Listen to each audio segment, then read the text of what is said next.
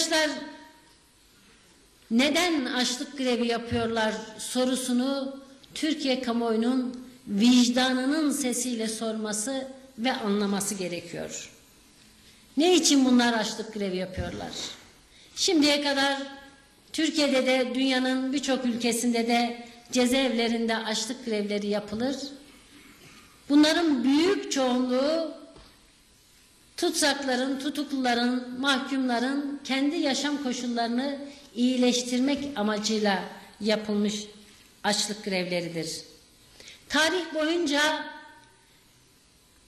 yürütülen mücadelelerde zaman zaman çok kritik aşamalarda dışarıdaki faşizan uygulamaların had safhaya ulaştığı aşamalarda ve tüm toplumsal muhalefetin cezaevine konulmaya başladığı aşamalarda cezaevlerinden politik taleplerle de açlık grevleri yapılmıştır ve bu açlık grevleri büyük çoğunlukla da ilerlemeye, gelişmeye, değişime fırsat sunacak bir direniş olarak tarihte yerini almıştır.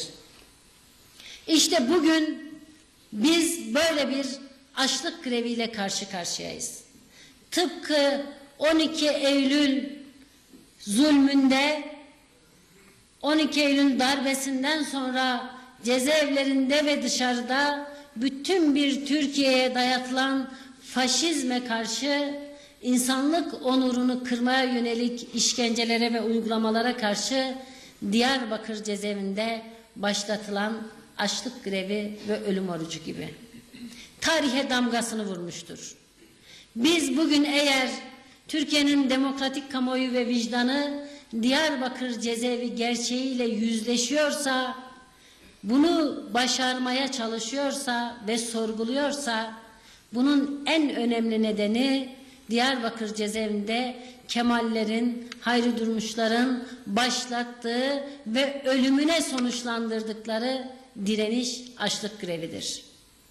Çünkü o direniş olmasaydı, cezaevleri faşizme boyun eğseydi, onurunu yitirseydi, bir direniş tarihi olmasaydı, faşizm galip gelseydi, bugün biz bir Diyarbakır gerçeğinden bahsetmeyecektik.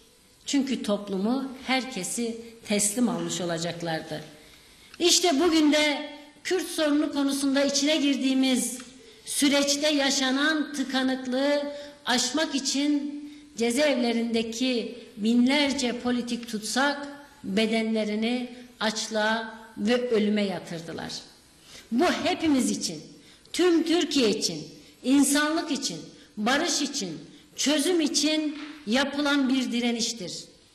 Buna sahip çıkmak, destek olmak ve bunun başarıyla sonuçlanması, çözümün ve diyaloğun önünün açılması için bu mücadeleye katkı sunmak hepimizin insanlık görevidir.